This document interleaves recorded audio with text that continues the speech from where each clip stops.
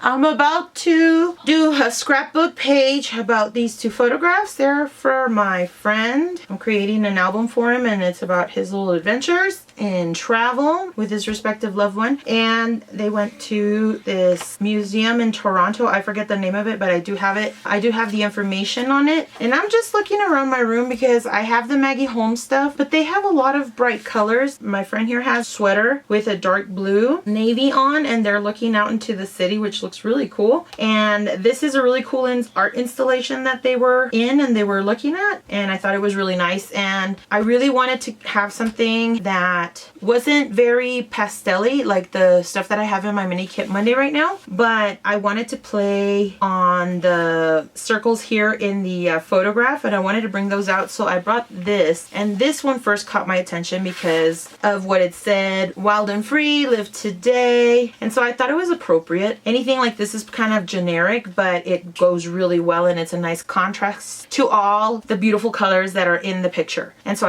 I want them to kind of pop off the background, and so I chose that, even though this is kind of particularly busy. I'm not going to use all of it. I want to kind of give it this type of frame on the paper, and then I am going to back them up with something so that they kind of pop off the page even further. I wanted to include this polka dot one. I'll probably gut it, and then I'll probably frame this, and so I'll probably cut this really thin American Crafts paper down to size as well. Now, I went looking for something that would be able to give me a title or accents, and I remembered that I had this collection by Teresa Collins. It's called Quoted, and it has all these primary colors, and so I decided that I'm going to try and use some of those things, particularly, or maybe just the stickers. I pulled it out, and then I did see, I like the way the yellows in the photograph and the yellows in this sticker sheet kind of coincide. They don't go all the way, but they don't go all the way with this yellow either. However, I do like that there's contrast in the photograph, and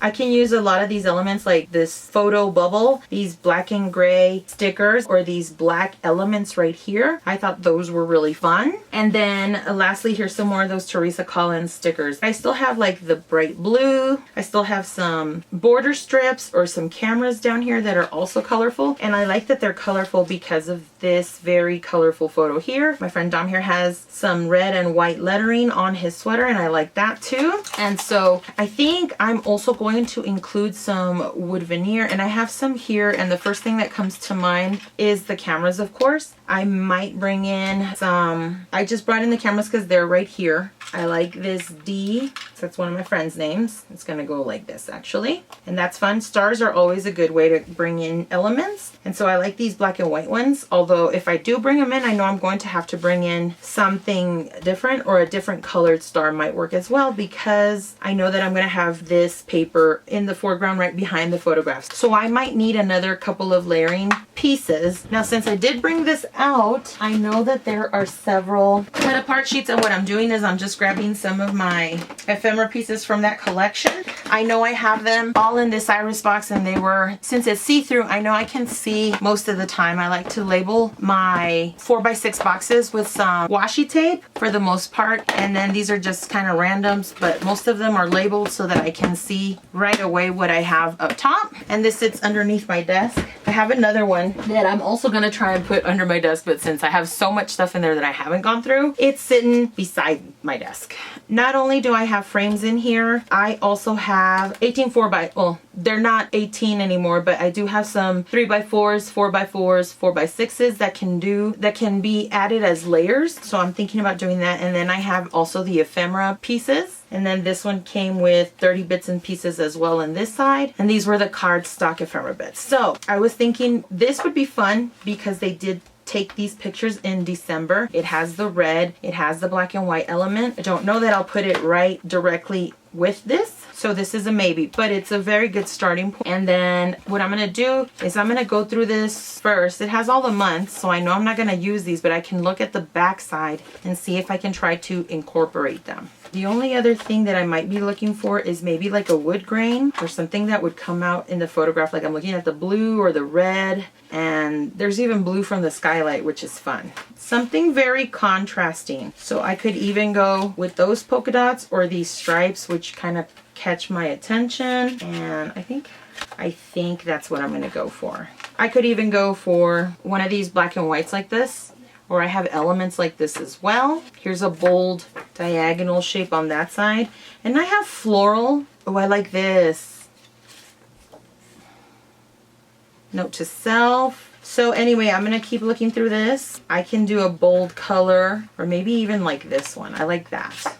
It's just to add a journaling space for my friend. I can do the large camera, the red polka dot on the back. I like these labels. My son is singing, so if you hear him, I'm sorry. And then the one more thing that I might want to add, I'll go through this in a minute when the camera's off, but I did want to show that I do have this in mind. I could put Hello Toronto. I don't know if I have a hello in their other layout. I just don't want it to get repetitive. And yeah, I'll go through this and then we'll get started on fast forward.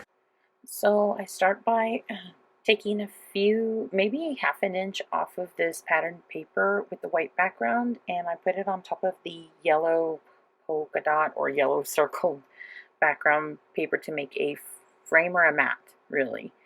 I wanted to try several of these elements from the sticker sheet. None of them worked out really. At least not the part where it has borders or the banners or anything of the sort. I really wanted to put any of these stickers on the layout really, and I wasn't sure how I was going to try and put these layouts down or these photographs down, but I just figured the best way would be, especially since I was playing with this with these pocket page pieces of cards, the cut apart cards. I'm at a loss for words now. I know I'm going to fumble all over this video. But I decided not to mat the photographs. And maybe I should have, but I really don't have a problem with them being directly on the photo mat, especially once after I line them with a black pen. You'll see in the end, hopefully in the detailed pictures, that I do line the whole border of the pocket page cards and the photographs all in some pen, and I feel like that helps frame the photographs, but it also gives it this line of like an indentation. So you see that I use those pocket page cards and I add the title Gallery of Ontario, and I also put this hello die cut on the photograph right by where the art installation is. I wanted to add that tab again, and I just went and decided against it. And here I'm just adding a couple of elements. I colored this camera wood veneer with some Dilutions ink, I believe, or the Distress ink. I'm not really too sure. It's been a while since I did it. And then I used some of these Tim Holtz phrases. This one says today's a new day, and I also added the date with my favorite date stamp from Heidi Swapp and a couple of enamel dots. I'm not sure if I show that in this part of the process. I had also added some red photo corners, as you can tell. Here I'm covering it with my left hand, but you can see a flash of red. And the reds don't really go together, but I do add a sticker on the top left hand side that says photo, and then there's a heart. And I think it brings in that red, that vibrant red, into the layout, and also it comes out from the art installation photograph that you have on the right hand side. So and actually my friend Don's even wearing some red on his sweater, and so I like that. I brought that color out from the photos and out into the layout, and it's dispersed throughout the layout pretty well, I think. I do show here that I am mostly done with this layout. I've been having a couple of sessions where I don't do the filming for the layouts, and so this is one of them. I think for the most part you see the process, but it's fairly easy. I do try to create a visual triangle, although it kind of disperses over on the right hand side. It's kind of a bigger cluster than usual, which I don't mind. I feel like several things can make several different visual triangles on your layout. It just depends on you, what you see or what catches your eye. And I was trying to do this Insta Love die cut, and it didn't end up working out, and so I started gluing down things that were kind of loose on the layout and just doing finishing touches. You can see that I added the wood veneer in 3 places. I added enamel dots. I added the red photo corners to kind of hug everything in and give it a frame. And yeah, you can see that in all of the details here in the photographs. This was just an extra layout I decided to make, but it doesn't even end up using my Monday kit. I just wanted some different theme to play with. So thanks for watching, and we'll see you in the next video. Bye!